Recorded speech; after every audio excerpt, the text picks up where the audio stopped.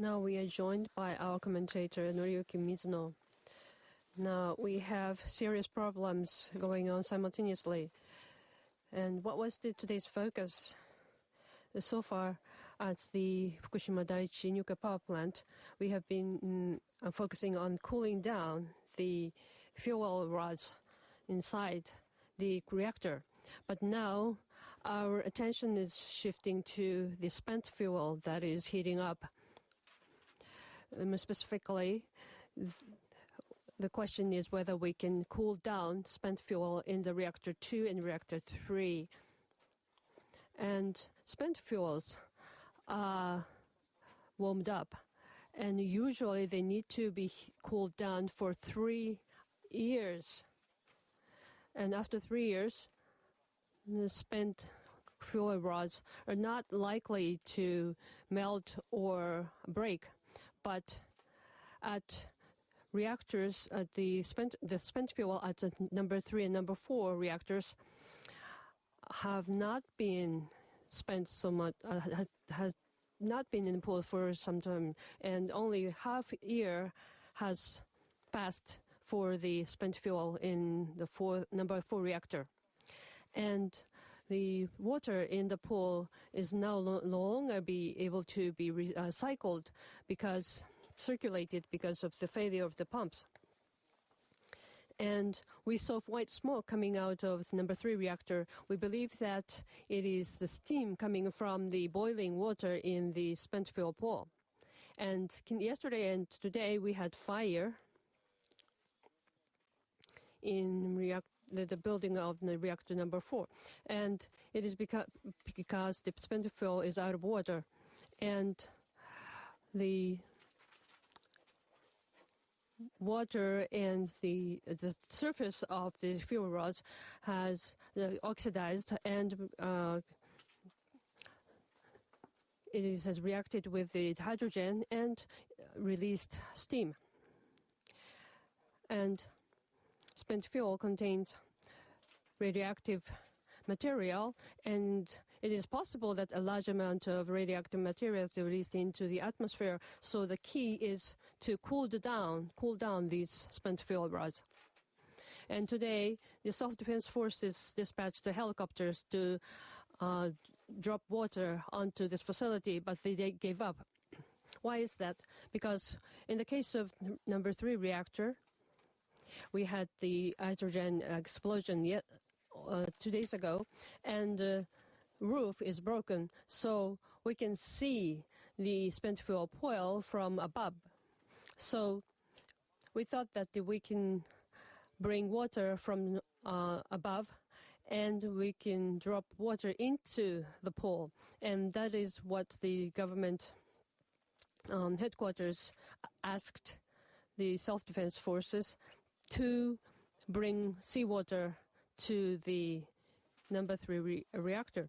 But in order to do this, we have to secure the safety of the members of the self-defense forces.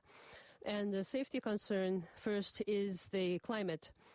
And the second is the radiation level over the facility. So a separate helicopter flew over the facility first, and they measured 50 millisieverts radiation level, which is much higher than the safety level designated for the self-defense forces, and so they cannot dispatch their men. So they decided not to do this operation today.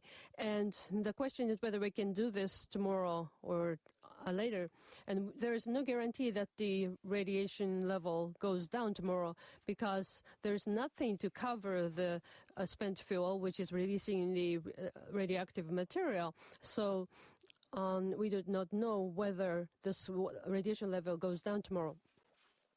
So, and we are asking people living between the 20 kilometers radius and 30 kilometer radius of the nuclear plants to stay inside.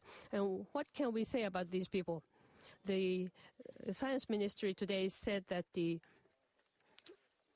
at 25 kilometers from Fukushima Daiichi nuclear plant, they have measured 80 microsievert radiation. So that this is not the level that is going to cause immediate threat to the human body, but it will have an impact on the body if people spend a long time outside under this level. So as these people have already been instructed, when they need to go outside, it is not harmful immediately, but they are advised to cover their mouth and nose with a mask, because once you take in the radioactive material inside your body, it is going to have a negative effect for a long time. So, first of all, they should wear masks to cover their mouth and nose, and they should cover their body as much as possible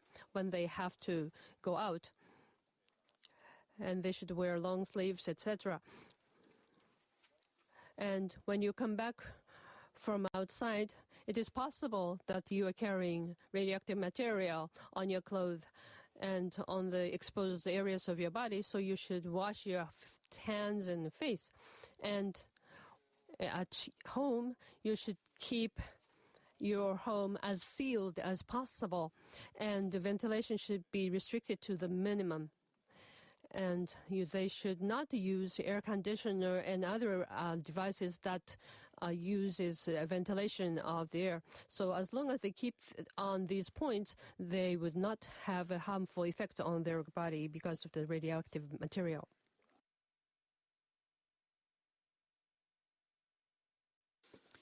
The confirmed death toll from the earthquake and tsunami has reached 4,164, mainly in the Tohoku region. More than 12,000 people remain missing.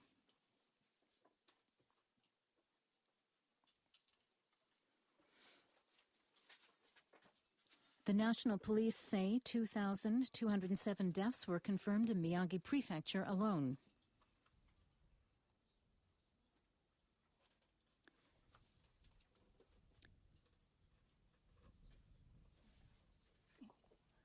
"382 people died in Higashi Matsushima City, 348 in Rifu Town, 226 in Natori City, in Ishinomaki, 501 in Ishinomaki City, 223 in Keisen-Numa City, and 206 in Kakuda City.